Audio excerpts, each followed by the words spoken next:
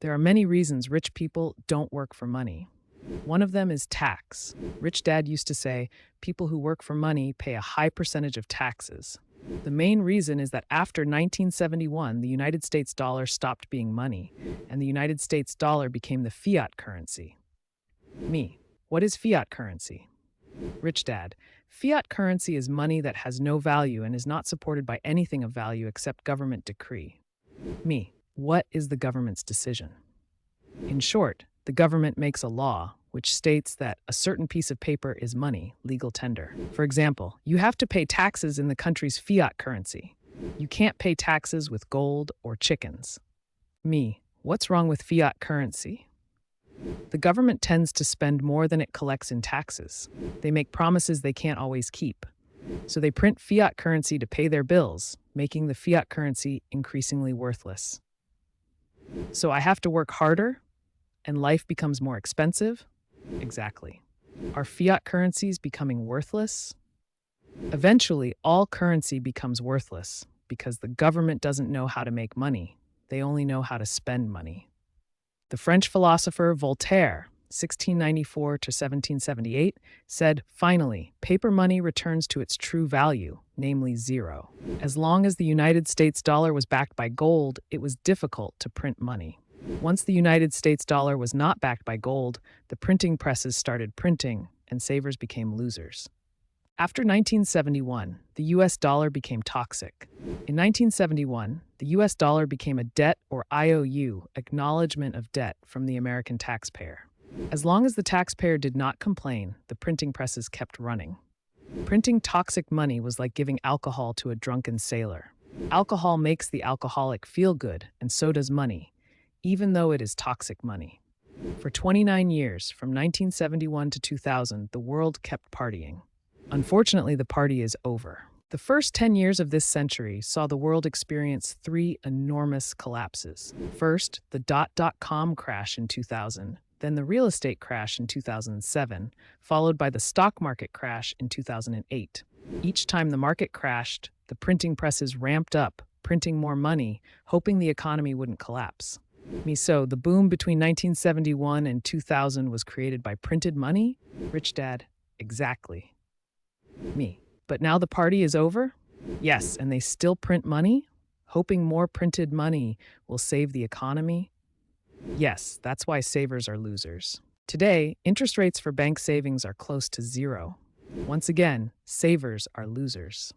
Ironically, today banks don't have that much money. However, people are becoming poorer.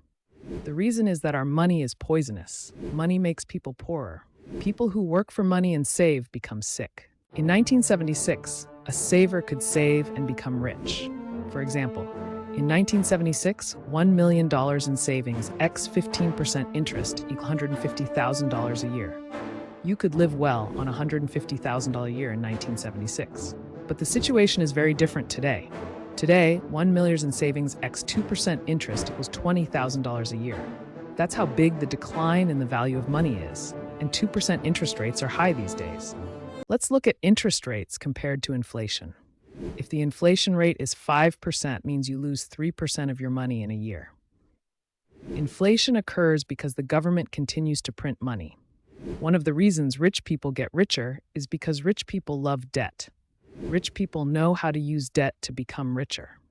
Low interest rates send the message to me, please borrow money. Money is on sale. Rich Dad predicted the biggest crash in world history would occur in 2016, or a few years before and after. He also predicts there will be several major crashes before the biggest crash, which he predicts will occur around 2016. Me, and the destruction occurred in 2000, 2007, and 2008. Yes, that's right. How can he be so accurate in his predictions? There are many reasons. The main reason is because this is not the first time the government has printed money to pay bills. The Chinese were the first nation to print money. The first widespread use of money was in China during the reign of the Tang Dynasty, 680 to 907 AD.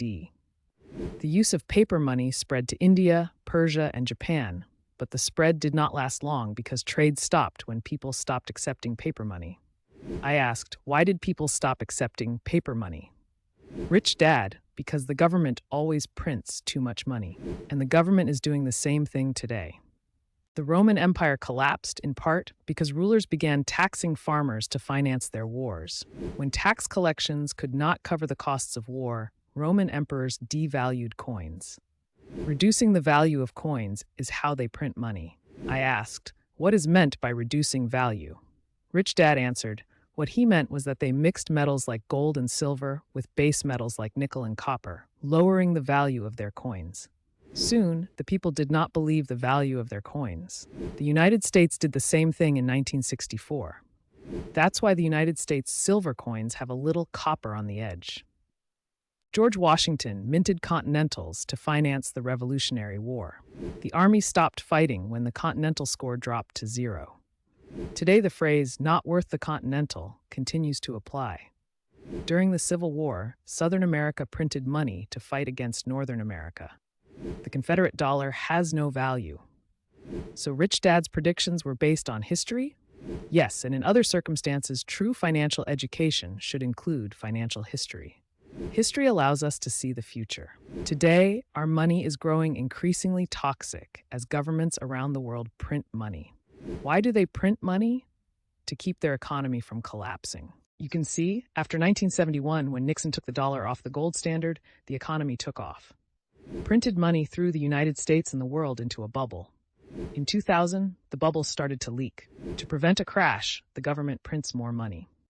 Finally, the bubble burst again in 2007 when real estate crashed, and then in 2008, banks collapsed too. Meanwhile, the printing machine continues to work.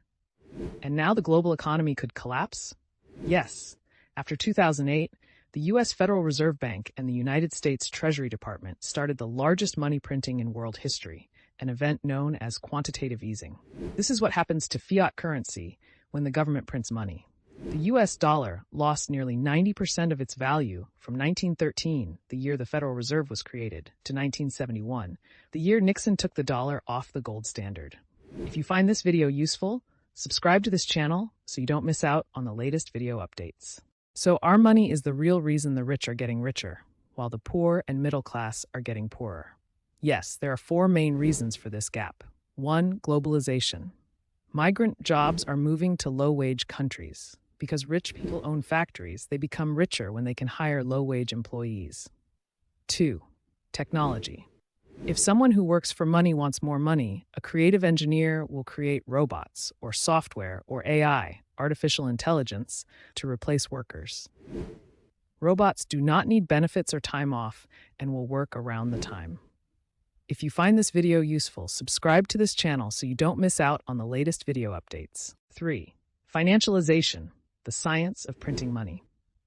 Financialization is the process by which financial markets, financial institutions, and financial elites gain greater influence over economic policy and economic outcomes. Financialists who increase the size and influence of finance, markets, and other factors. Smart financial engineers built Frankenstein's monster, a monster known as derivatives. One of Dr. Frankenstein is a subprime mortgage, which is sold to people who cannot afford the American dream.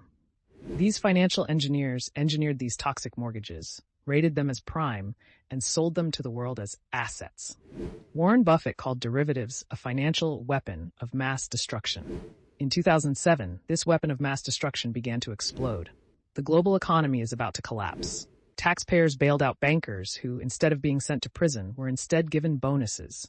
If you find this video useful, subscribe to this channel so you don't miss out on the latest video updates. Kleptocracy, crony capitalism.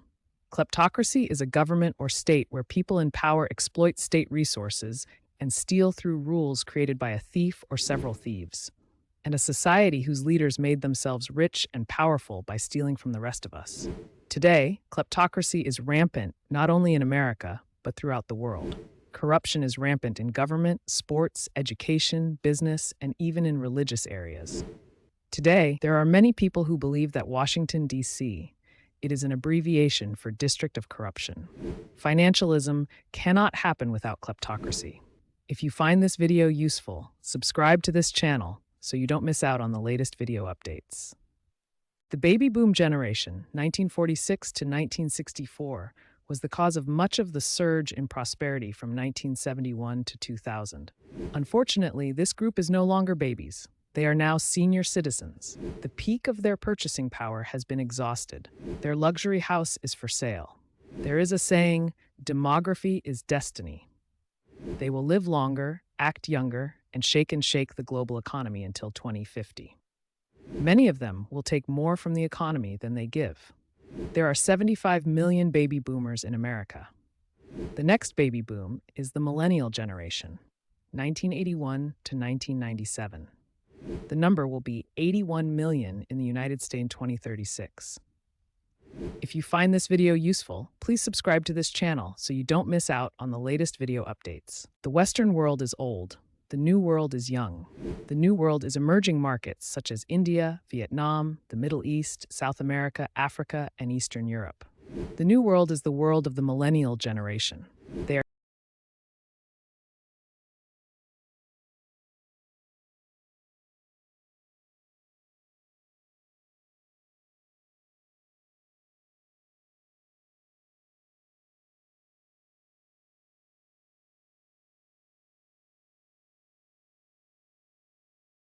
If you listen to financial experts, they always talk about growth.